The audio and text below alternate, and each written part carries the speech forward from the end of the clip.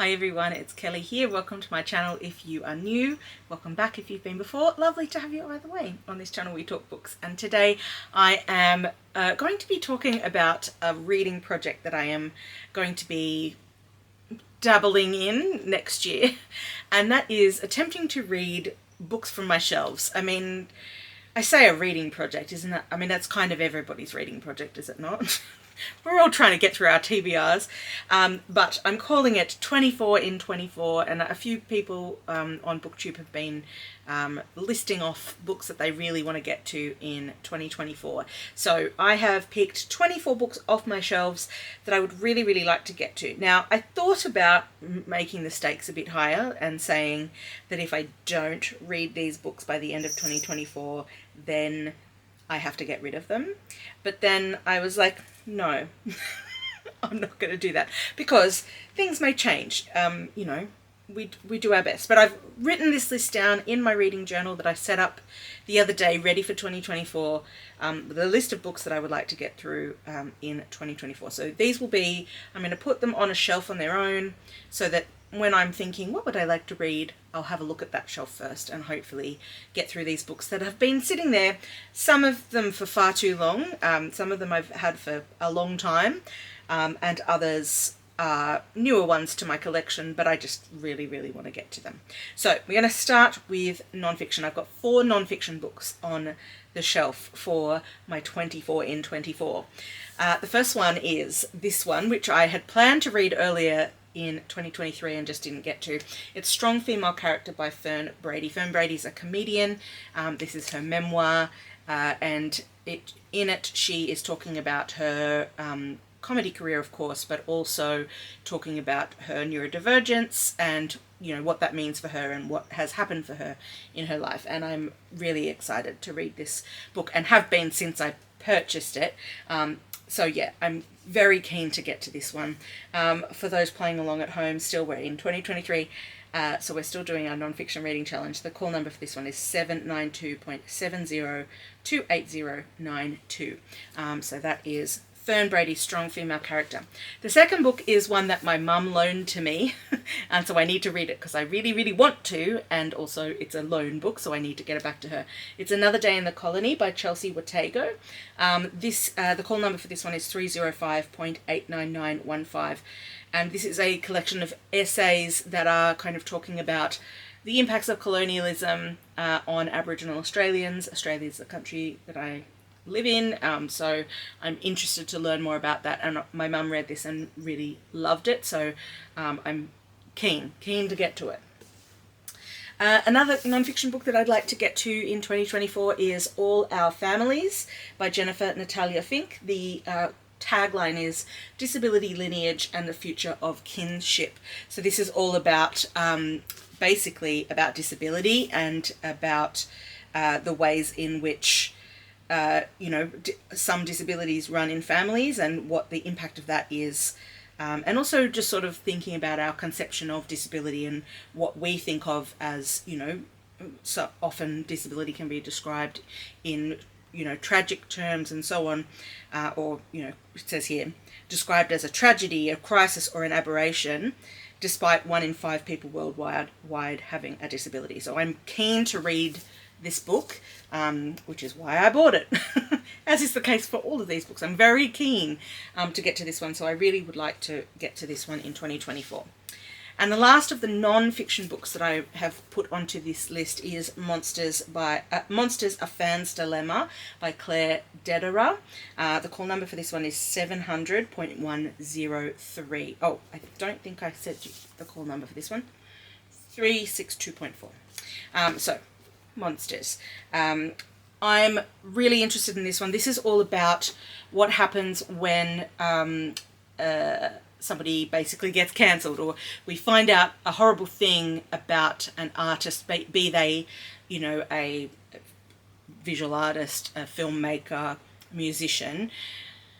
And it's sort of that kind of grappling with the concept of separating the art from the artist, whether that's possible or not, and sort of different approaches that people might take to that and sort of grappling with finding out something horrible about the person who created a piece of art that you love. So those are my non-fiction books that are on my 24 in 24. So now that's 4. So now we've got 20 to go.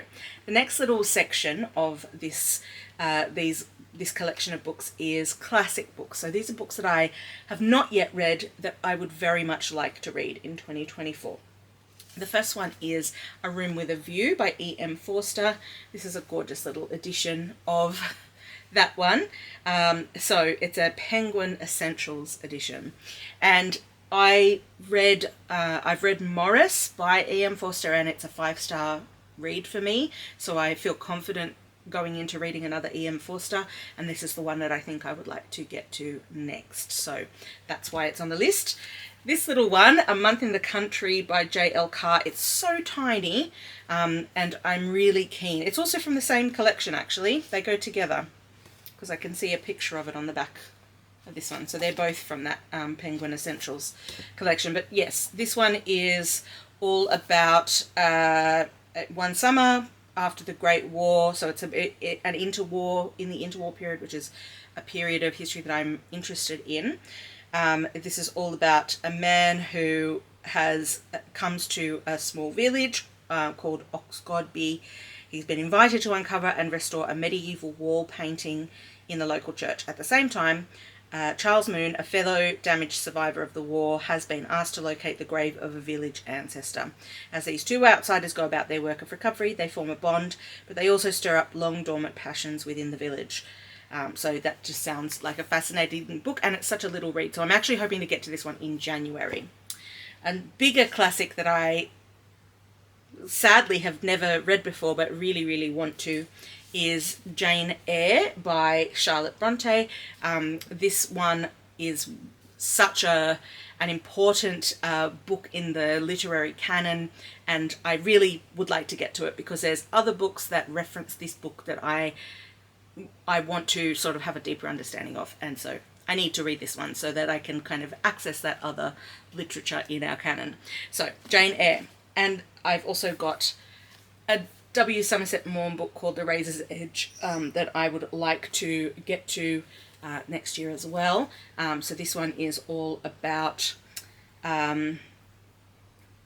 just people being rich and, having some thoughts about that. I don't know. I've never read this book before. I don't know why I'm trying to summarize it to you.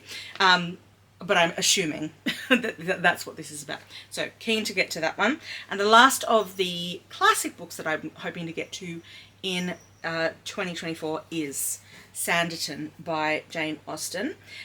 This is a book that I have not yet read. I've read all of Austen's completed works, and I have not read this one, so I'm keen to get to it. Okay, that is the classics. Let me scoot them out of the way and we can get into the fiction now. I mean, the classics are also fiction, but you know what I mean.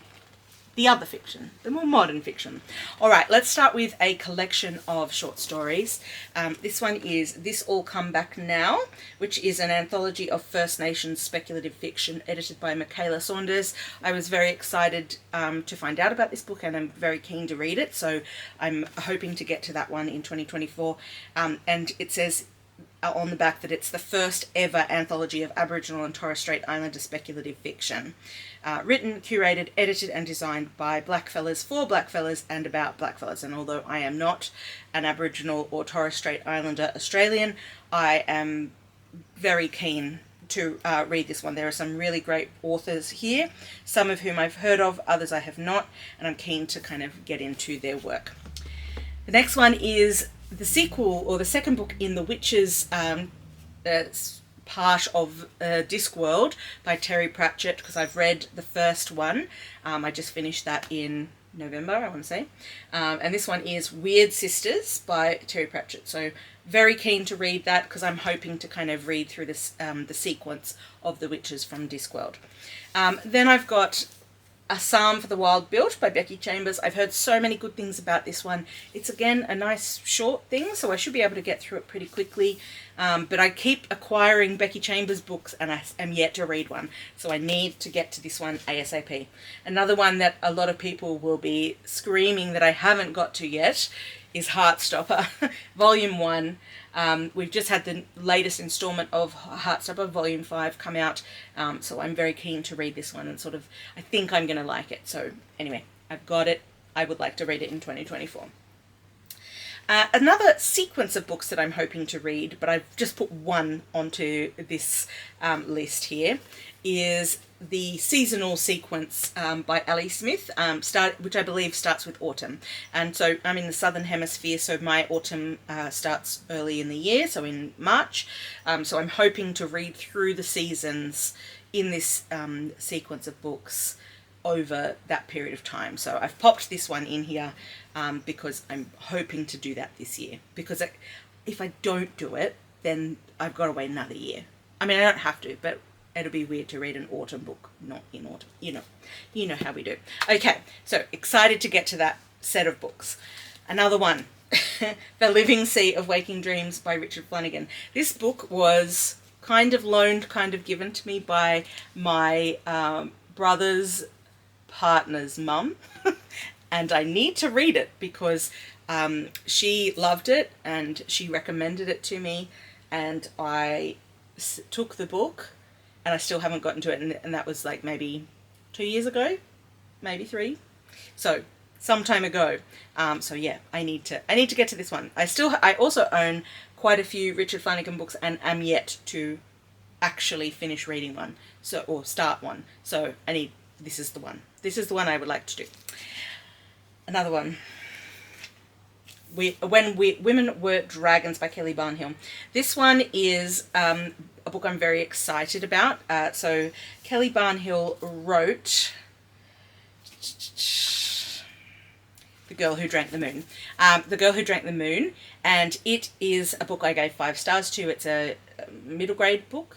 And I loved it, and so when I heard that she had written this one, which is for adults, not for children, I was very keen. It's also beautiful, so very, very keen to pick up this beautiful book and read it, not just own it and have it in my library.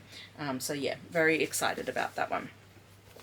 This is one that I tried a chapter of, and I'll link up in the cards to the video where I did try a chapter of this one, and it was one that I definitely wanted to proceed with.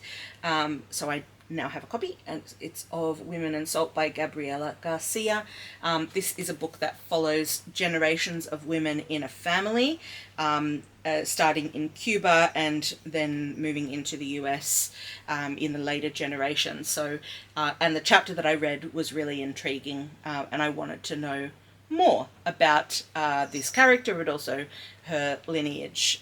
So yeah, very excited to get to this one in 2024. Last stack, still fiction. Most of this is fiction, I know. We've had a lot of non-fiction in 2023 with the non-fiction reading challenge, so I'm ready to move back and sort of balance back towards the fiction in 2024. Another one that people will be screaming at me for not reading yet because it was such a huge book that won prizes and was beloved is Prioritise by Susanna Clarke. I'm very excited about this one. I picked up this hardcover. I already had a soft cover copy, and then found this one secondhand shopping and was very excited about it because it's stunning. So yeah, very excited to get to that one in 2024. Another one that I'd love to get to is Hannah Kent, because this is again another author that I own several books of that I still have not read yet. Also, I gave a copy of this one to my mum last year, I think, and she read it and really enjoyed it. So I think I will really like this book, so I am excited to get to it in 2024. This is all about, it's 3 timelines, 2 timelines. 1 timeline. What am I talking about? I don't know. So it starts in Prussia. We've got people coming over to Australia on a ship, and it's in 1836. through then to 1838, and it's then set in Australia. And it's about two women, and I believe there is a sapphic romance as part of this. I don't know if it ends well for them in 1836, probably not. But, you know, I'm excited to read this book. I've heard lots of good things, and I'm keen.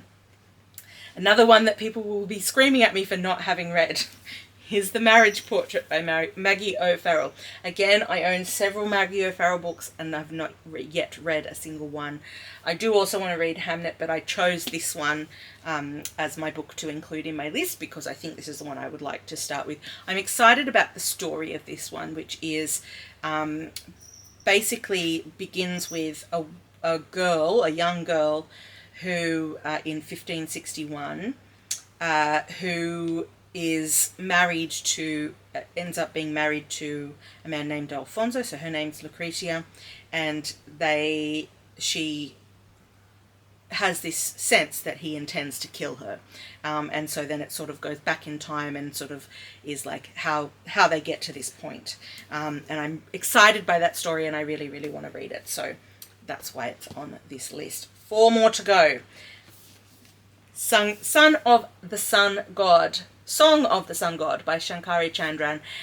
Of course, the fabulous winner of the Miles Franklin Literary Award here in Australia with her amazing book, Chai Time at Cinnamon Gardens. Again, it was a 5-star read for me this year, so very excited to read this one, which came out before, I believe, Chai Time at Cinnamon Gardens. And this is all about a couple who married in Sri Lanka in 1946, and it's sort of in the period of civil war, and sort of exploring what happens to this couple as that sort of very tumultuous time in history begins. So I'm very excited to get to this one, especially with how much I love Chai Time. A very recent release now for this. I've got 2 recent releases on this stack that I'm yet to talk to you about. The first one is Stoneyard Devotional by Charlotte Wood. This is another author that I own multiple books of that I still haven't read, so I need to get to Charlotte Wood, and I would like to start with this one. It isn't actually all that long. It is under 300 pages, so I'm again hoping to read this one in January. I think I will get to it, but we'll see. If not, it's definitely on the list for 2024. So very excited to get to Stoneyard Devotional, because it also sort of has some things in it that are very much up my alley. So this is about a woman abandoning her city life and marriage to return to the place of her childhood, which is a small, and it's a small, she ends up going to this small religious community on the hidden away on the stark plains of the Monaro.